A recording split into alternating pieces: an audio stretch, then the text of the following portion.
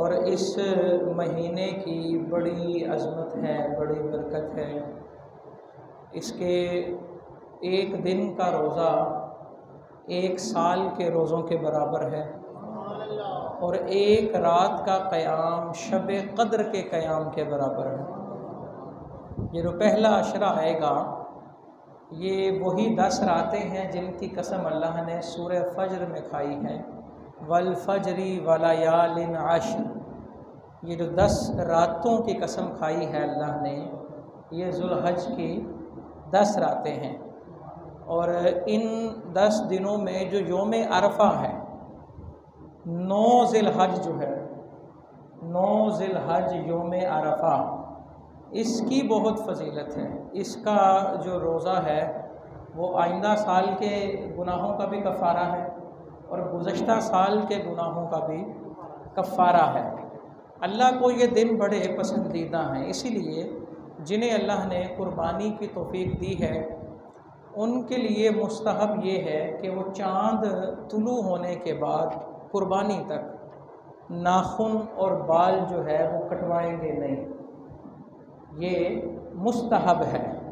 لیکن اگر کسی کے بال اتنے زیادہ بڑے ہو گئے کہ وہ اتنی دن گزر چکے ہیں کہ اب وہ اگر بال نہیں کٹوائے گا، یہ سر کے بال بھی مراد ہو سکتے ہیں، زیر بغل زیر ناف بال بھی مراد ہو سکتے ہیں، پھر اس کے لیے لازم یہ ہے کہ وہ بال کاٹے، یعنی کہ مستحب پر عمل کرتے ہوئے کہیں فرض کی مخالفت نہ ہو جائے، اس چیز کو ذہن میں رکھنا ہے۔ اور یہ مستحب ہے۔ اگر کسی کا کام ایسا ہے کہ اسے ناخن تراشنا بڑے ضروری ہیں، اسے خط کرانا بڑا ضروری ہے، آنا جانا، اس نے لوگوں سے ملنا ہے، اگر وہ ایسا نہیں کرے گا تو اس کا جو سیٹ اپ ہے وہ متاثر ہو سکتا ہے، اس کی ڈیلنگ خراب ہو سکتی ہے، تو وہ بھی پھر اس چیز کو مد نظر رکھے اور مستحب کو چھوڑ دے۔ ہم اصل میں مستحب پہ بسا اوقات بڑی شدت اختیار کر لیتے ہیں۔ شدت اختیار کی جاتی ہے فرائض کے اوپر، فرضوں پہ کمپرومائز نہیں ہوتا۔ اب دیکھ لیں، فرض نمازوں پہ مسجدوں میں رش نہیں ہوتا اور صلاۃ التسبیح میں باہر تک بھری ہوتی ہے مسجد، حالانکہ فرض کے اندر کمپرومائز نہیں، نفلوں کے اندر تو سمجھوتا ہو سکتا ہے یا کسی کو چھوٹ دی جا سکتی ہے، لیکن فرائض کے اندر چھوٹ نہیں ہے۔ یہ 10 دن جو شروع ہونے لگے ہیں یہ بڑے خاص دن ہیں، اور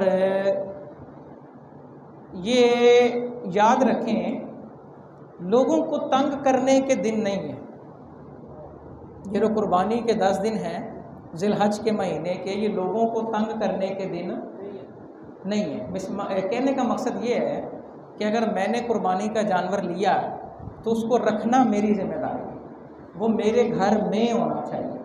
اگر گھر کے باہر ہے اور پھر میرا یہ فرض ہے کہ میں اس کی دیکھ بھال اس طرح کروں کہ وہاں سے کسی گزرنے والے کو، مسئلہ بعض لوگ جانور باندھ دیتے ہیں اور وہ سارا دن نہیں دیکھتے، وہاں سے بالخصوص خواتین کو گزرتے ہوئے بڑا مسئلہ ہوتا ہے، یا بچے آ کے کوئی چھیڑ خانی ایسی کرتے ہیں کہ جانور کو وہ تنگ کرتے ہیں۔ تو نہ تو ہم خود تنگ ہوں، نہ کسی کی تنگی کا سبب بنیں۔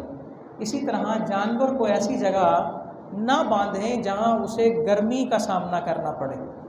10 دن ہیں، بہتر تو یہی ہے کہ جانور کے لیے باندھنے کے لیے ہمیں کسی جگہ کا ایسی انتخاب کیا جائے جہاں پہ چند لوگ اکٹھے اپنے جانور باندھیں، کیونکہ جانور اکٹھے رہیں گے تو مانوس رہتے ہیں۔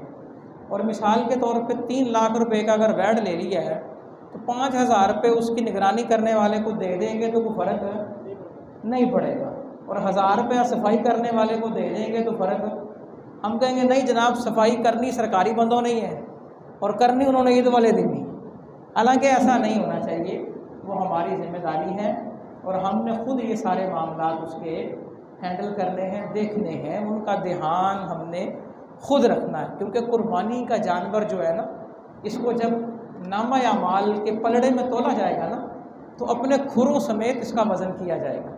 کسی نے اگر ہار بنایا ہوا ہے وہ ہار بھی اس کے وزن میں ڈالا جائے گا، وہ چارہ بھی اس کے وزن میں شامل ہوگا۔ تو لہٰذا قربانی کے جانور کی عزت کریں، تعظیم کریں، توقیر کریں، لیکن اسے ایسی جگہ پر نہ باندھیں کہ لوگوں کی زبان سے وہ غلط جملہ نکل آئے۔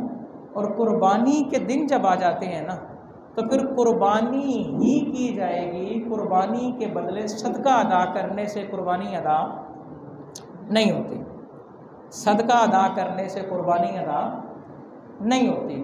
یہ بڑی بنیادی چیزیں ہیں جو میں ذوالحج کے حوالے سے عرض کر کے اپنے موضوع کی طرف دوبارہ آؤں گا۔ موضوع جو میں نے جہاں پہ روکا تھا وہیں سے اس کو کنیکٹ کروں گا۔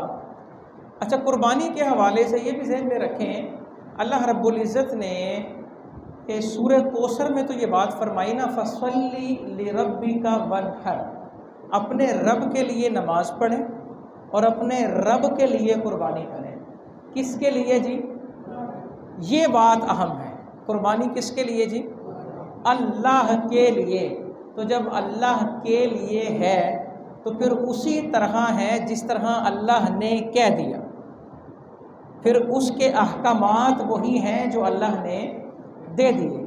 اچھا، سورہ حج کو اگر دیکھیں تو اللہ فرماتا ہے لَن يَنَالَ اللَّهَ لُحُومُهَا وَلَا دِمَاؤُهَا وَلَكِنْ يَنَالُهُ التَّقْوَىٰ مِنكُمْ، کہ اللہ کی بارگاہ میں قربانی کا نہ خون جاتا ہے نہ گوشت جاتا ہے، کہ اللہ کی بارگاہ میں تمہارا تقویٰ جاتا ہے، تمہارا تقویٰ۔ اور تقوی سے قربانی کی وہ فضیلت پتہ کیا ہے؟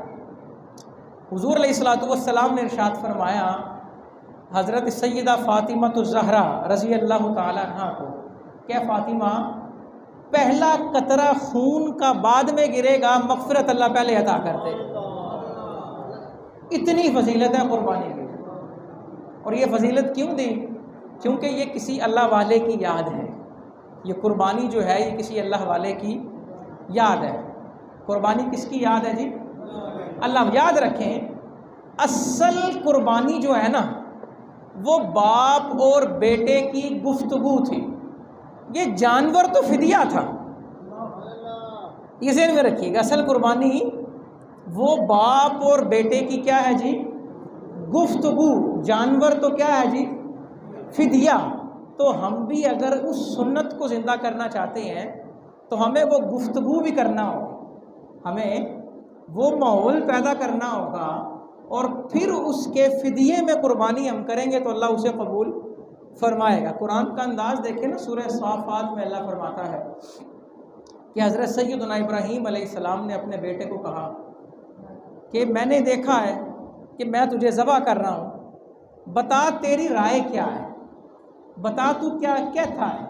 اب دیکھیں نا، بچہ ایک وہ جو ابھی تک سکول نہیں گیا، کسی ادارے میں نہیں گیا اور شعور اتنا نہیں ہے، یہ اگر لوگوں کی نظر میں دیکھیں، لیکن اگر حقیقت میں دیکھیں تو نبی سے بڑھ کر بھی شعور ہوتا ہے کسی کو، نبی سے زیادہ تو شعور کسی کو نہیں ہوتا۔ علامہ اقبال رحمۃ اللہ تعالی علیہ تصوراتی دنیا میں حیران ہوئے اور کہنے لگے یہ فیضان نظر تھا یا مکتب کی کرامت، سکھائے کس نے اسماعیل کو آداب فرزندی۔ ابھی تو دودھ پیتے ہیں، انہیں بے آب و گیا جگہ میں چھوڑا ہے، دودھ پیتے ہیں وہاں چھوڑ کے جہاں پانی بھی نہیں تھا، اللہ کا حکم تھا نا، اور وہاں ٹھوکر سے زمزم نکلا اور کو صحبت کا اتنا موقع، لیکن آئے ہیں تو کہا جی رب کا حکم ہے، میں نے دیکھا ہے تجھے ذبح کرتا ہوں، بتا تیری رائے کیا ہے۔ کہا جی یا ابت افعل ما تؤمر۔ حضرت اسماعیل کو پتہ تھا کہ نبی کا خواب بھی وہی ہوتا ہے، یہ نہیں کہا ابا جان آپ نے جو دیکھا ہے وہ کیجیے، عرض کرنے لگے ابا جان جو آپ کو حکم دیا گیا ہے وہ کیجیے، جو حکم دیا گیا ہے وہ کیجیے۔ اور سب سے پہلے نا حضرت اسماعیل علیہ السلام نے کہا کہ آپ میرے ہاتھ اور پاؤں باندھ دیں، کہیں ایسا نہ ہو کہ میں تڑپوں اور آپ کا پیار غالب آئے اور رب کا حکم پورا نہ ہو سکے۔ یہ انہوں نے اظہار کیا اس چیز کا، ہاتھ پاؤں باندھ دیے۔ تو حضرت ابراہیم علیہ السلام جب ذبح کرنے لگے نا تو حضرت اسماعیل کے عرض کرنے لگے ابا جان رکیں، میرے ہاتھ بھی کھول دیں پاؤں بھی کھول دیں۔ کہ رب کا حکم ہے ستجدونی انشاءاللہ من الصابرین، میں انشاءاللہ حرکت بھی نہیں کروں گا، میں حرکت بھی میں نہیں چاہتا کہ قیامت تک آنے والا کو کہے کہ بیٹے کو باندھ کے ذبح کیا ہے، تب میں اپنی مرضی سے ذبح ہو رہا ہوں۔ اور جب یہ ساری باتیں فلما اسلما، یہ لفظ اسلما بتا رہا ہے کہ قربانی کا فلسفہ کیا ہے۔ اللہ فرما رہا ہے جب وہ دونوں ایگری ہو گئے، جب وہ دونوں آمادہ ہو گئے کہ باپ کاٹنے پر راضی ہے اور بیٹا کٹنے پہ، اور صرف آمادہ نہیں ہوئے، وَتَلَّهُ لِلْجَبِينِ، پیشانی کے بل لٹا بھی دیا، وَنَادَيْنَاهُ أَن يَا إِبْرَاهِيمُ قَدْ صَدَّقْتَ الرُّؤْيَا إِنَّا كَذَلِكَ نَجْزِي الْمُحْسِنِينَ، ہم نے ندا دیا ابراہیم آپ نے اپنا خواب پورا کر دکھایا، اسی طرح ہم نیکی کرنے والوں کو جزا دیتے ہیں۔ اور فرمایا وَفَدَيْنَاهُ بِذِبْحٍ عَظِيمٍ، ہم نے ان کا فدیہ ادا کیا ذبح عظیم کے ساتھ، یعنی کہ قربانی یہ جو جانور کی کرتے ہیں یہ فدیہ ہے۔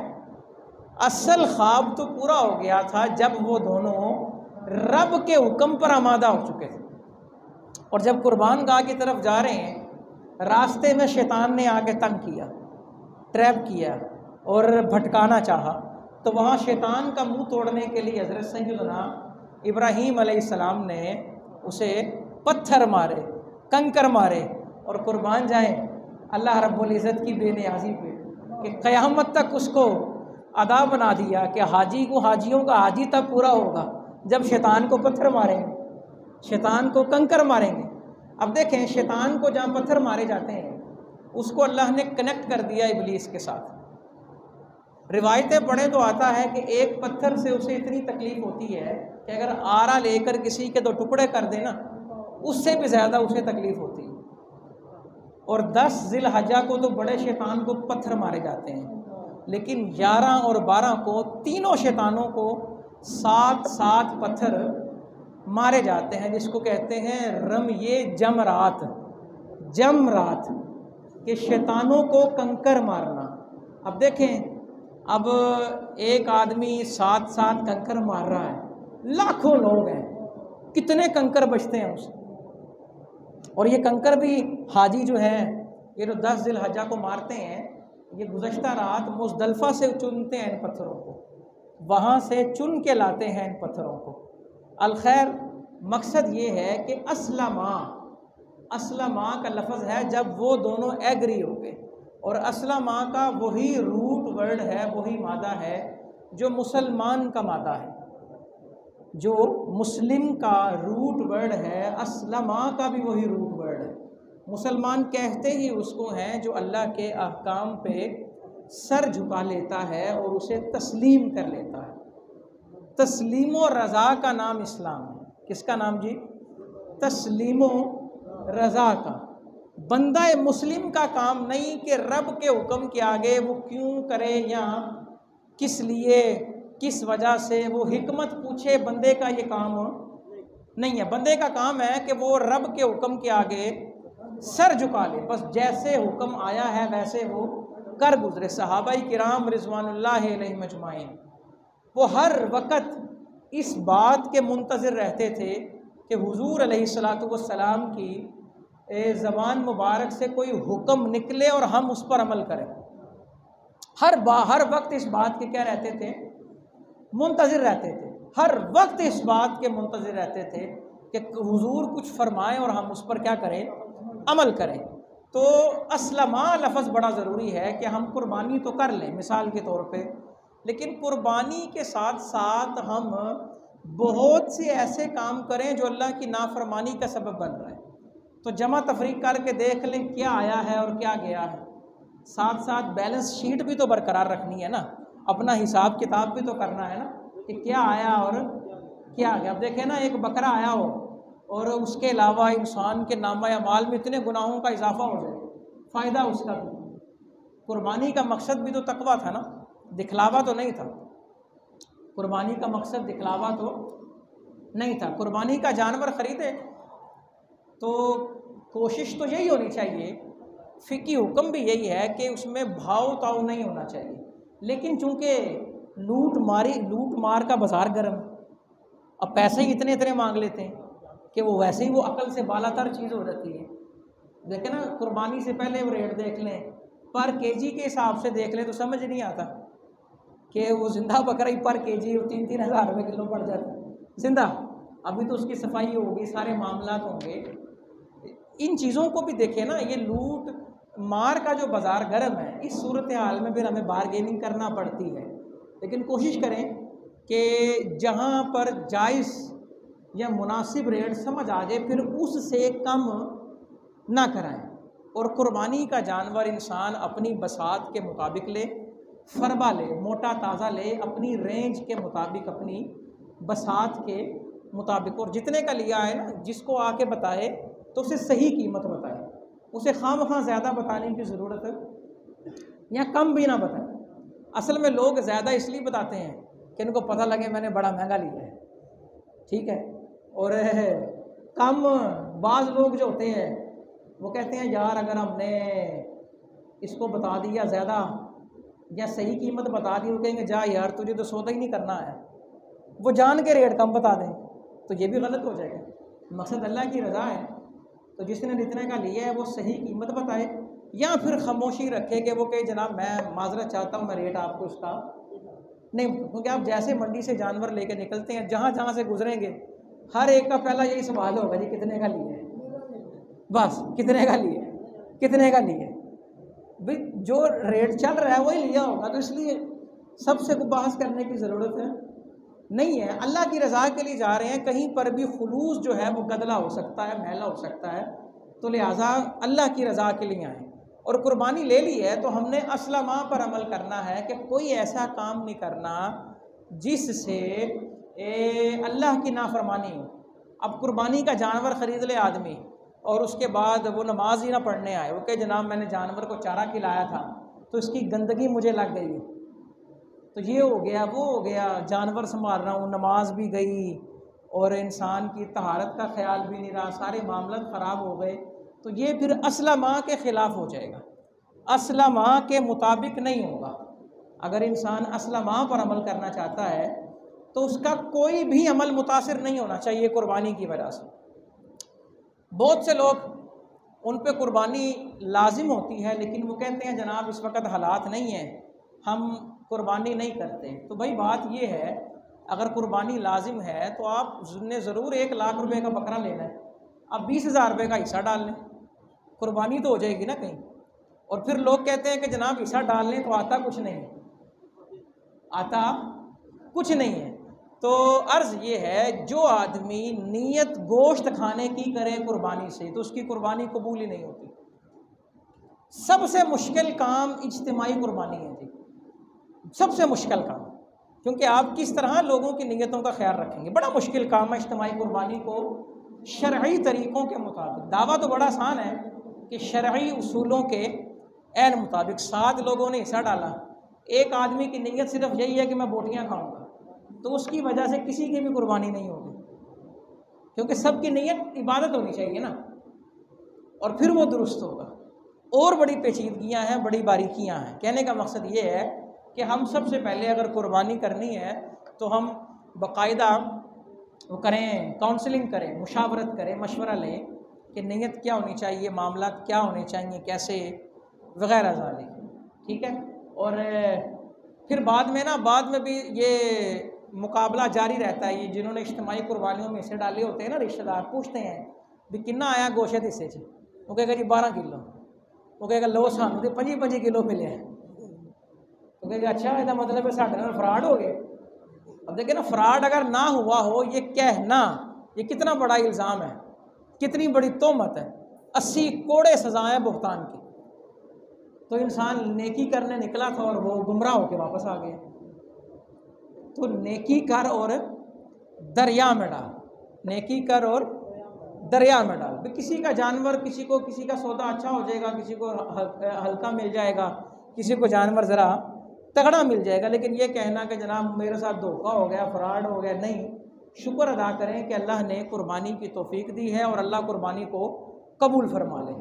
رہی بات یہ کہ پوری پہندی ہے کہ نہیں، وہ تو کسی نے بھی نہیں پہنی، وہ تو سارا جانور بھی کر لینا پھر بھی پوری. اب ان سے پوچھ لیں جو 3 جانور کرتے ہیں، وہ کہتے ہیں سمجھ ہی نہیں آئی کدھر گیا.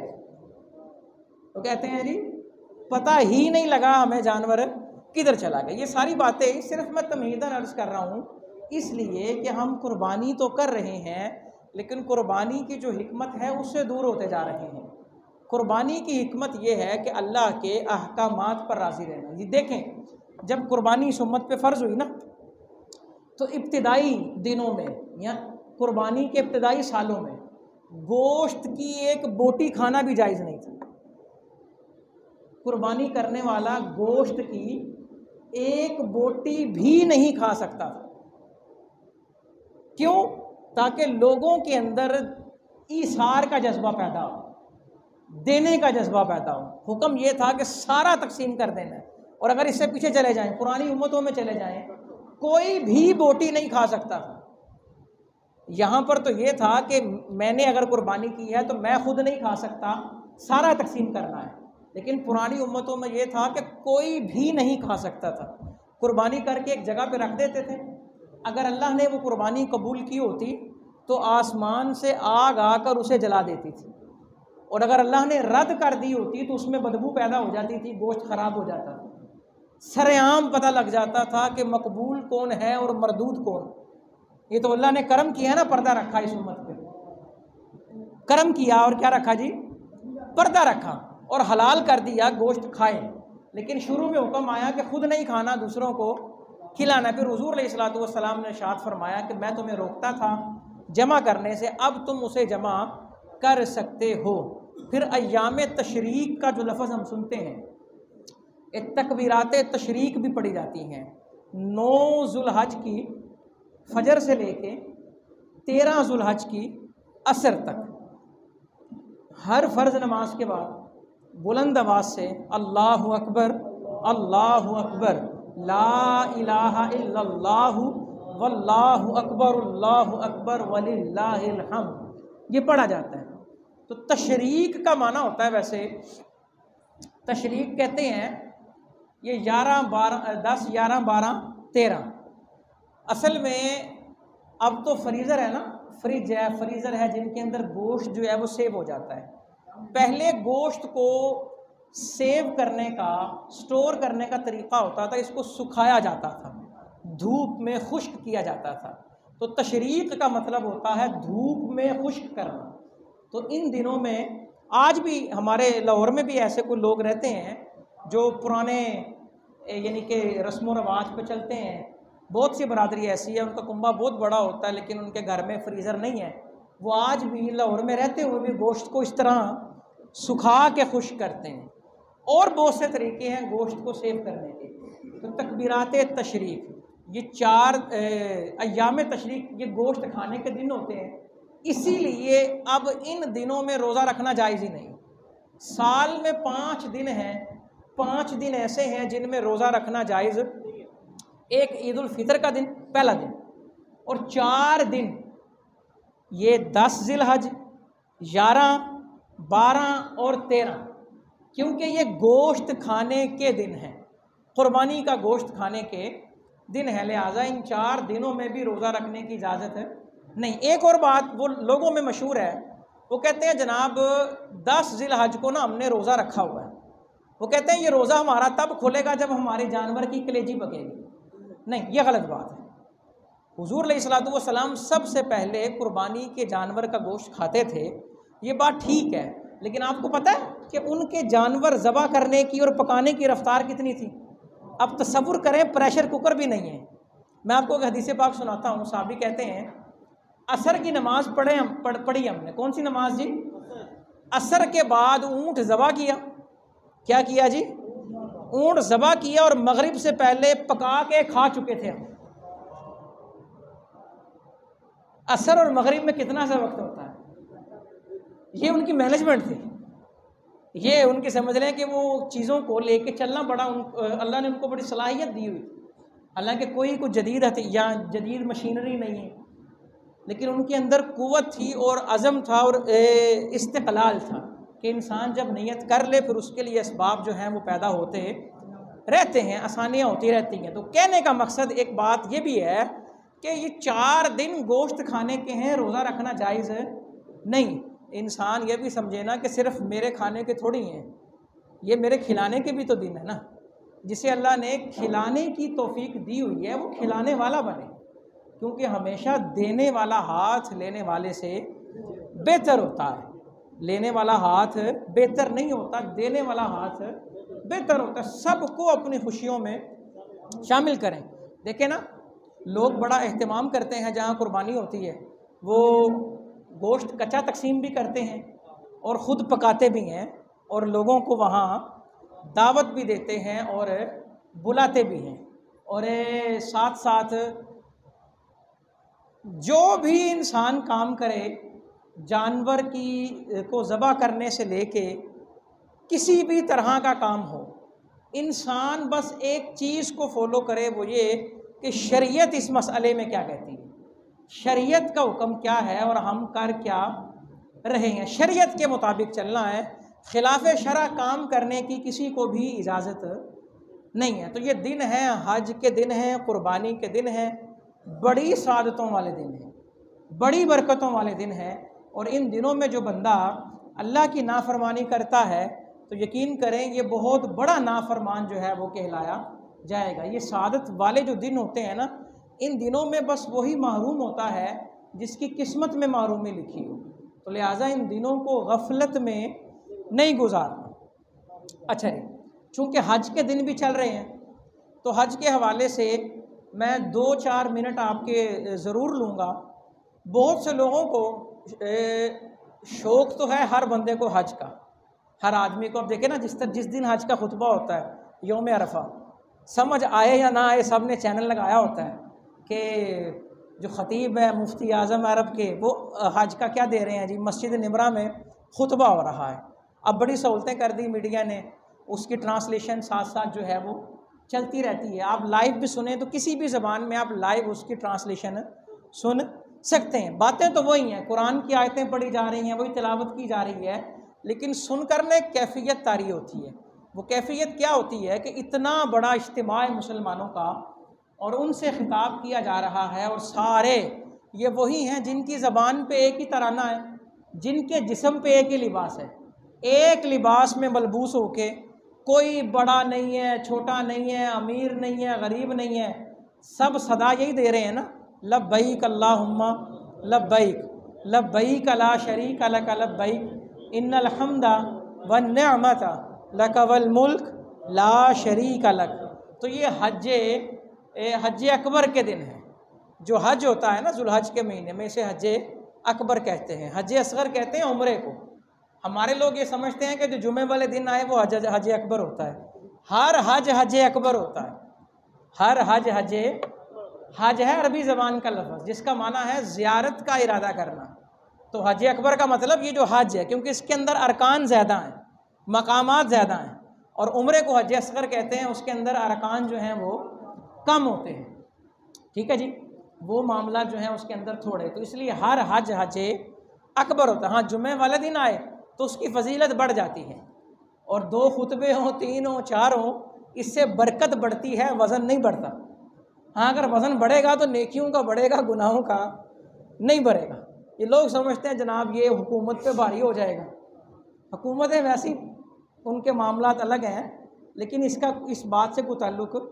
نیک شگون کی اجازت ہے اسلام میں، بد شگونی کی اجازت، بد فالی کی اجازت نہیں ہے، نیک فالی کی اجازت ہے. حضور علیہ الصلوۃ والسلام تشریف فرمائیں تو ایک صحابی تشریف لائے، ان کا نام ہے حضرت سیدنا سہل رضی اللہ تعالیٰ عنہ.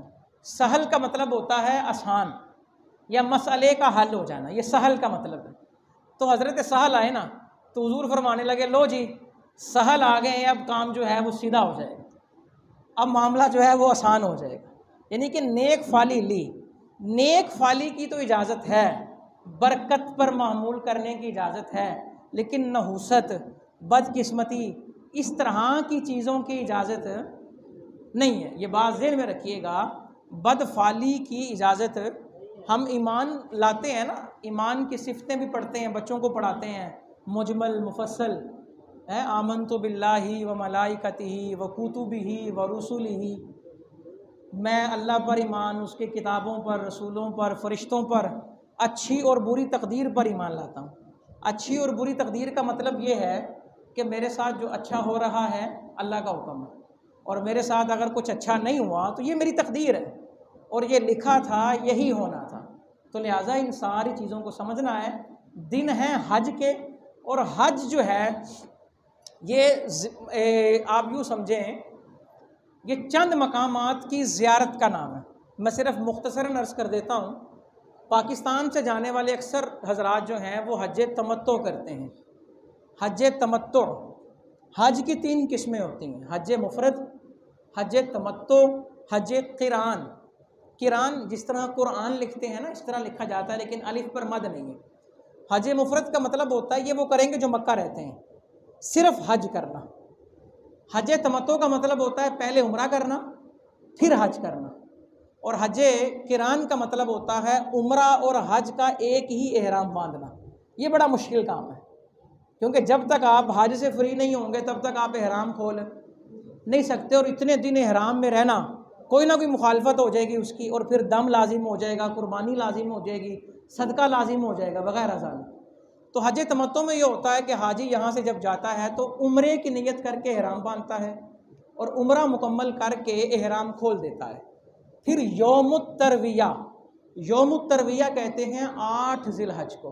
کس تاریخ کو جی؟ 8 تاریخ سے حج شروع ہوتا ہے. یوم الترویہ کو حج کا احرام باندھتا ہے اور پھر جو ہے وہ حج کرتا ہے.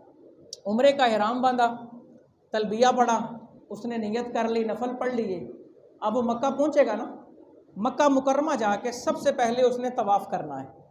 7 چکر لگانے کو طواف کہتے ہیں. کتنے جی؟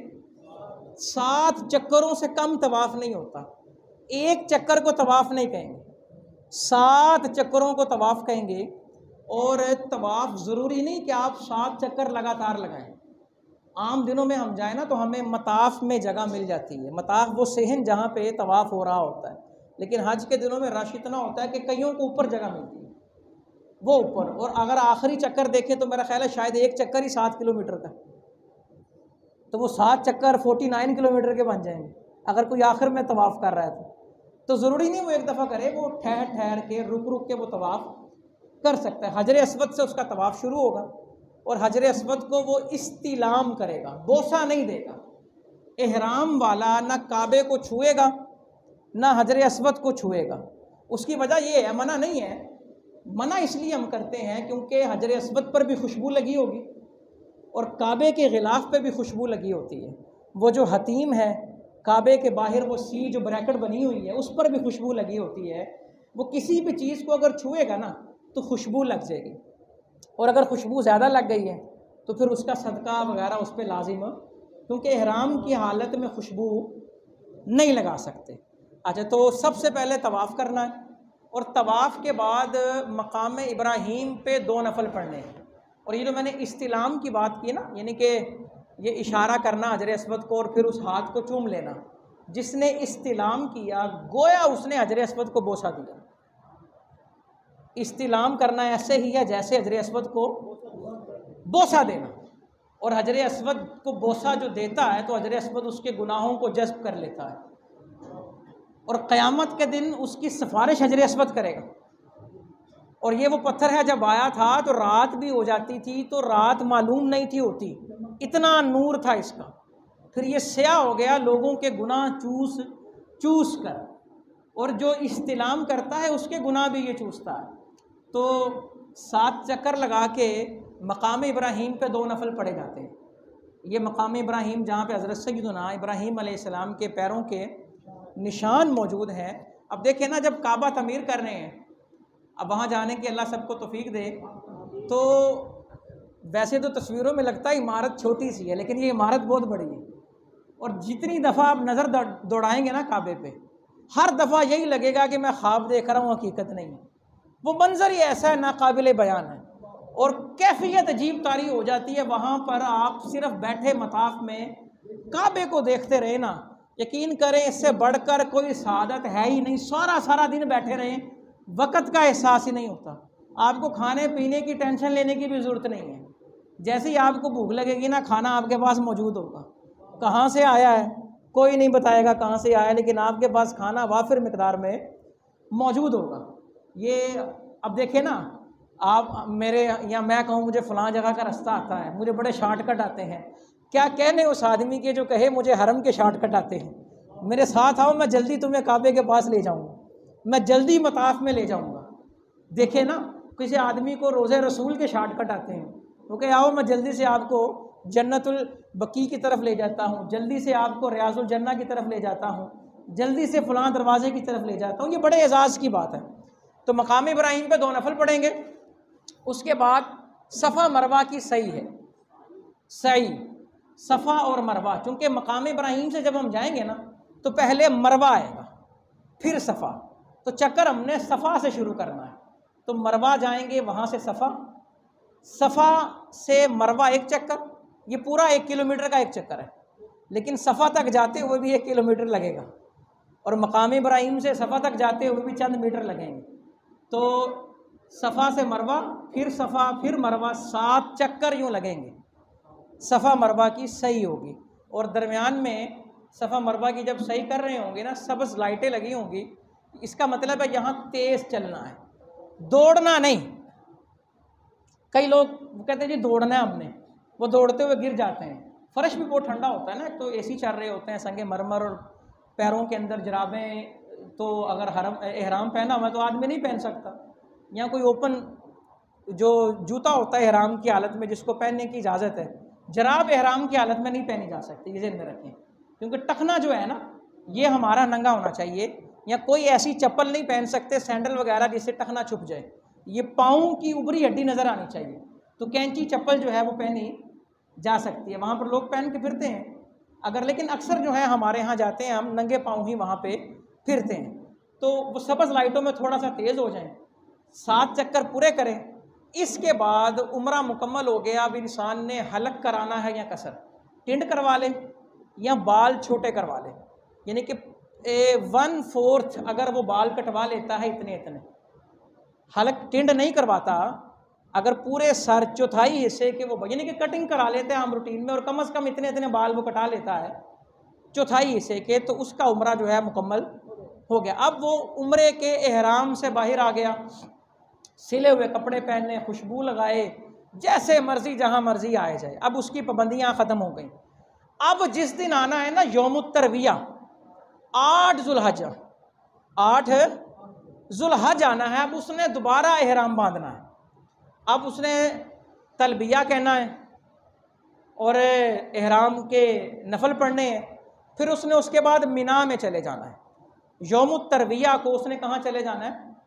مینا میں، اور ظہر، عصر، مغرب، عشاء، اور 9 تاریخ کی یوم عرفہ کی جو ہے فجر، یہ مینا میں پڑے گا، یہ مینا میں پڑے گا۔ اب مینا کے بعد وہ چلا جائے گا عرفہ میں چلا جائے گا، عرفہ سے اس نے یعنی کہ رات تک وہیں رہے گا، پھر مزدلفہ میں وہ آ جائے گا۔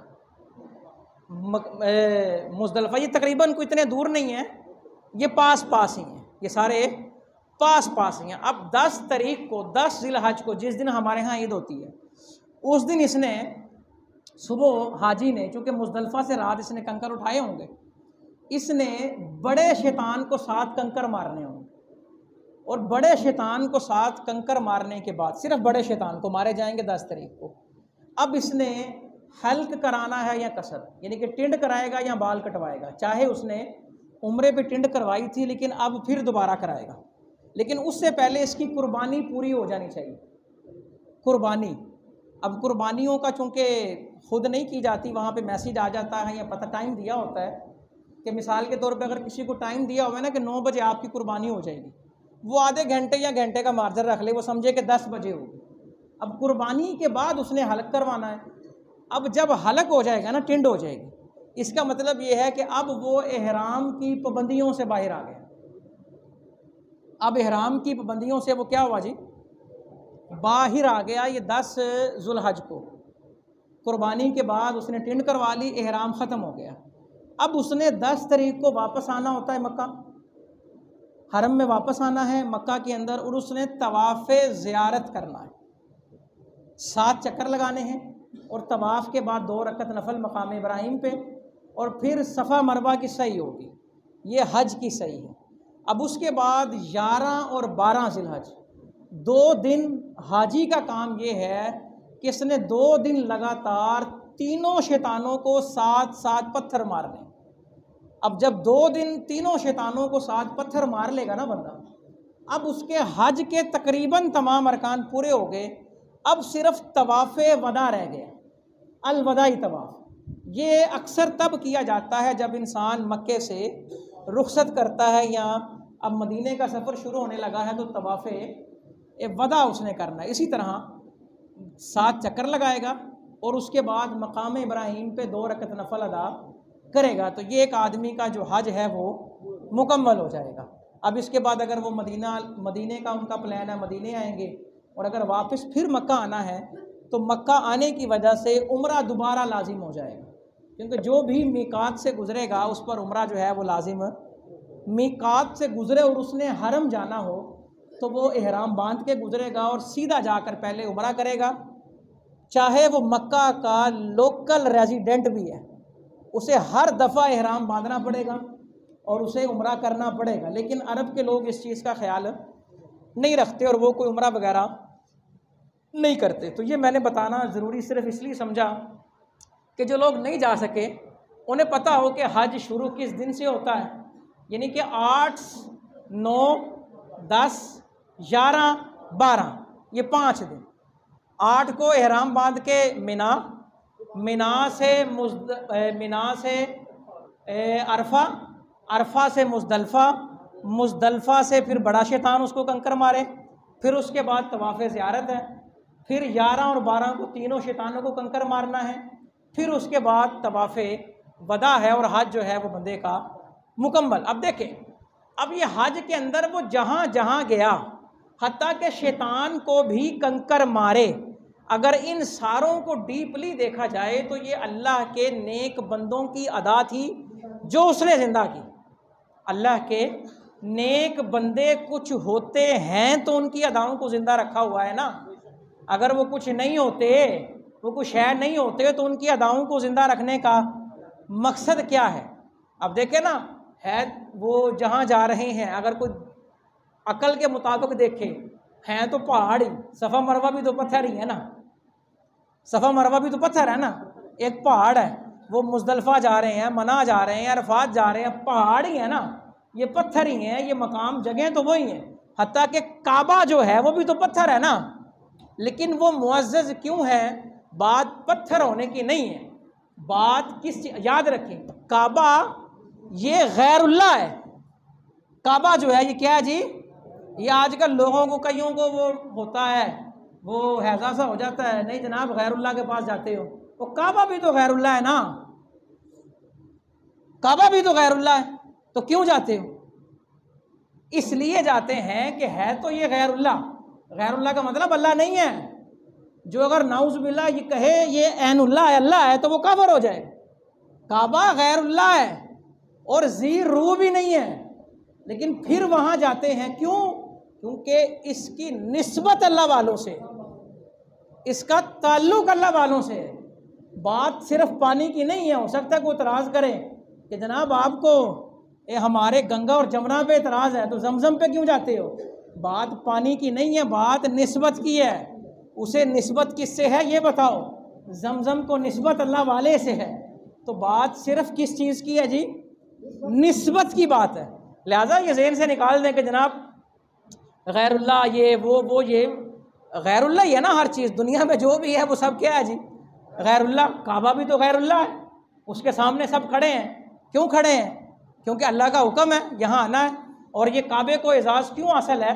کیونکہ اس کی نسبت کسی بزرگ سے ہے، کئی بزرگوں سے ہے۔ حضرت ابراہیم علیہ السلام نے اس کو بنایا، سب سے پہلے حضرت آدم نے بنایا، پھر حضرت ابراہیم نے بنایا، حضور علیہ السلام نے آ کر اسے آباد کیا، اور ایسا آباد کیا کہ قیامت تک کعبہ جو ہے یہ آباد، اور کعبے کے عین اوپر بیت المعمور ہے، بالکل کعبے کے عین اوپر اسی سمت میں بیت المعمور ہے، جو فرشتوں کا قبلہ ہے، جہاں فرشتے جمع ہوتے ہیں اور ہر وقت طواف کرتے ہیں۔ جاؤ جہاں پر فرشتے کیا کرتے ہیں؟ طواف کرتے ہیں۔ بات صرف نسبت کی ہے، کس کی ہے جی؟ اور حج کے ارکان بتاتے ہیں کہ اہل اللہ ہیں کیا اور اولیاء سے نسبت ہے کیا؟ یہ بس یہ بہروں پیوں کی باتوں میں آنے کی ضرورت ہے۔ یہ بہت بڑی دلیل ہے کہ کعبہ بھی تو غیر اللہ ہے نا، تو وہاں کیوں جاتے ہو؟ بات غیر اللہ کے در پہ جانے کی نہیں ہے، بات یہ ہے وہاں کس نیت سے جاتے ہو۔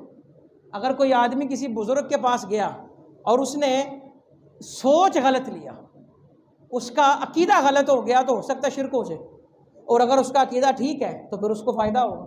اگر کوئی مزار پہ گیا کسی کے اور وہاں جا کے وہ سجدے کرے مزار کو، وہ تو گمراہ ہے۔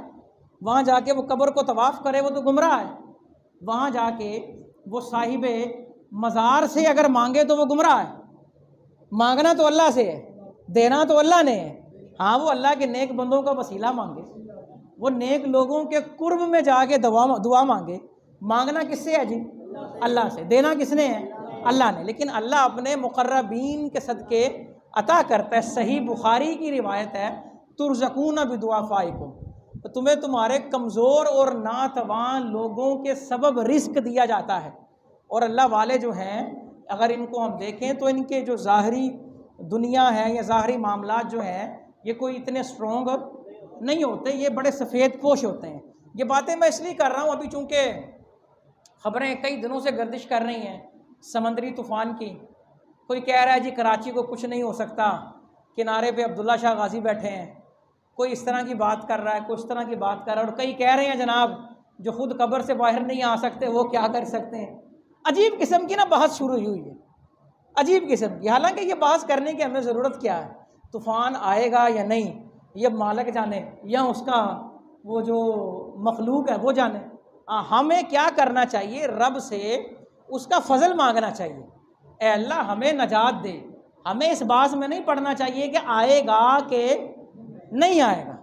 ہمیں اپنے بے بس ہم کہیں اللہ اگر آ گیا تو ہم کچھ نہیں کر سکتے، تیرا اگر کرم نہ ہو، اور رب اگر چاہے تو کوئی روک نہیں سکتا۔ اگر رب بھیجنا چاہے تو کوئی روک سکتا ہے؟ نہیں روک سکتا۔ اور اگر رب روک دے تو کوئی بھیج نہیں سکتا۔ یعنی کہ کہنے کا مقصد یہ ہے کہ جو ہم لایانی چیزوں میں پڑھتے ہیں نا، نعوذ باللہ صاحب مزاروں کا اور رب کا ٹکراؤ کرانا شروع کر دیتے ہیں، حالانکہ یہ بہت بڑی گمراہی ہے۔ اللہ کے بندے ہوتے ہیں، اللہ کے بندے ہیں، اللہ نے انہیں شان عطا کی ہے، لیکن ہم دیکھیں وہ باتیں ایسی کر دیں گے کہ ان کا ٹکراؤ ہو جائے گا۔ ہاں، ہم یہ دعا کریں اللہ تیرے نیک بندے یہاں ان کے مزار ہیں، ان کے طفیل طوفانوں کا رخ جو ہے موڑ دے، ان کے طفیل طوفانوں کا رخ جو ہے وہ موڑ دے۔ اللہ دعا قبول فرمائے گا اگر وہ چاہے تو، اور اگر وہ قبول نہ فرمائے تو کسی قسم کا شکوہ نہیں ہے، کسی قسم کی شکایت نہیں ہے۔ پھر یہ کہنا لو جی اچھا اگر طوفان نہ مڑے تو ہو سکتا ہے کوئی کہے لو جی اگر یہ کچھ کر سکتے ہوتے تو موڑ نہ دیتے۔ اور یہ کون کہتا ہے کہ یہ کریں گے؟ کرنا تو رب نہیں ہے، کس نے کرنا ہے جی؟ اللہ نے کرنا ہے۔ اس کی مرضی ہوگی تو کرے گا، نہیں مرضی تو نہیں کرے گا۔ اگر وہ موڑ دے تو اس کا فضل ہے، نہ موڑے تو اس میں اس کی حکمت ہے۔ یعنی کہ کہنے کا مقصد یہ ہے کہ آگے ہم ایک دوسرے سے کم دور ہیں، کم اتنی لڑائیاں پھر ڈال کے بیٹھ جائیں کہ دوریاں ہوتی جائیں، کوئی نیا فرقہ بن جائے، اور اصل مقصد جو تھا دین پر عمل کرنا ہم اسے دور ہو جائیں، اور سارے جناب اپنا اپنا مسئلہ لے کے بیٹھ جائیں، اور دین پر عمل کون کرے گا اور دین کی بات جو ہے وہ کون کرے گا؟ ہم نے کیا کرنا ہے جی؟ دین۔ فرعون جو ہے نا وہ آسمان پہ یوں تیر چلاتا تھا، آسمان پہ تیر۔ فرعون کے بارے میں بھی آتا ہے، نمرود کے بارے میں بھی آتا ہے، اور وہ کہتا پتہ کیا تھا؟ نعوذ باللہ میں رب کو تیر مار رہا ہوں، استغفر اللہ۔ حالانکہ رب کی طرف تو اشارہ نہیں ہو سکتا۔ اگر کوئی کہے رب آسمانوں میں رہتا ہے وہ کافر ہے، کیونکہ مکین محدود ہوتا ہے۔ مکین کسی مکان میں ہوگا نا، اور جو مکان میں ہوگا وہ محدود ہوگا۔ رب کی ذات لا محدود ہے، وہ کہیں نہیں سما سکتا۔ تو رب کی دیکھیں نا شان، دیکھیں اس تیر کو رب خون لگا کے بیچتا تھا۔ جب وہ تیر واپس آتا تھا نا تو اس پہ خون لگا ہوتا تھا، اور وہ کہتا تھا دیکھو میں نے یہ جو آسمانوں والا رب ہے نعوذ باللہ اس کو میں نے یہ کر دیا وہ کر دیا۔ لیکن رب نے جب پکڑا تو پھر ایسا پکڑا کہ آج تک وہ نشانے عبرت ہے، اور قیامت تک وہ نشانے عبرت رہے گا۔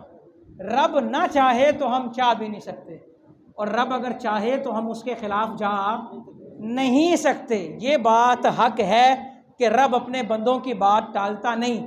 یہ بات بھی حق ہے کہ رب نے اپنے بندوں کو بڑا مقام عطا کیا ہے، بڑا نوازا ہے، لیکن یہ بات بھی حق ہے رب اگر چاہے تو، رب اگر چاہے تو لہٰذا ہمیں وہ بات نہیں کرنی چاہیے جس کی ہمیں سمجھ نہ ہو، تاکہ کہیں ایسا نہ ہو نا کہ میری بحث کرنے کی وجہ سے کوئی آدمی ایسی بات کر دے جو کفریہ ہو، آخری بات اور بات ختم، کوئی فوت ہو رہا ہو، کسی کی جان نکل رہی ہو، دین ہمیں کہتا ہے کہ اس کے سامنے کلمہ پڑھو، لیکن اسے پڑھنے کا نہ کہو۔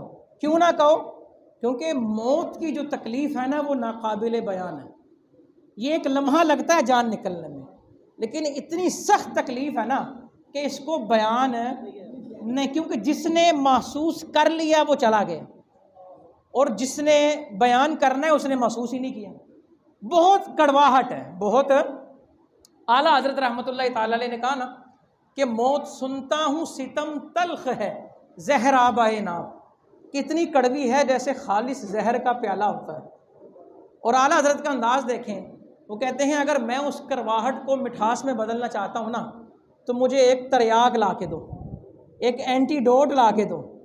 ذرا سنیے گا، وہ کہتے ہیں موت سنتا ہوں ستم تلخ ہے زہر آبائے ناب، کون لا دے مجھے قدموں کا غسالہ تیرا۔